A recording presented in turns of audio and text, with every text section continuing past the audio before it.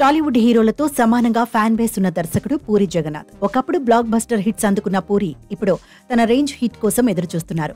కొంతకాలంగా వరుస డిజాస్టర్లతో ఇబ్బందులు పడుతున్నాడు. లైగర్ సినిమాతో పాన్ ఇండియా లెవెల్లో బిగ్గెస్ట్ హిట్ అందుకోవాలనుకున్న పూరికి ఎదురు దెబ్బే తగిలింది. ఈ సినిమా పూరికి తీవ్ర ఆర్థిక నష్టాలను మిగిల్చింది.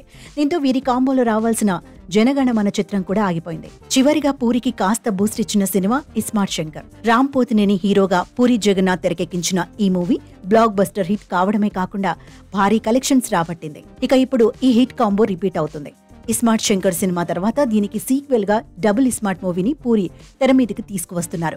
లైగర్ ఫ్లాప్ అయిన డబుల్ ఇస్మార్ట్ ను కూడా పాన్ ఇండియా లెవెల్లో విడుదల చేసేందుకు పూరి ప్రయత్నాలు చేస్తున్నారు. జూన్ 14న సినిమాను విడుదల చేయాలని చూస్తున్నాడు. తొలుత శివరాత్రి కానుకగా రావాలని అనుకున్న మేకింగ్ లేట్ అవడంతో సినిమా రిలీజ్ డేట్ మార్చక తప్పలేదు. అయితే శివరాత్రికి ఈ సినిమా అప్డేట్ ఇస్తారని ప్రచారం జరగగా అది కాస్త రాకపోవడంతో అటు పూరి ఇటు రామ్ ఫ్యాన్స్ నిరాశ చెందారు.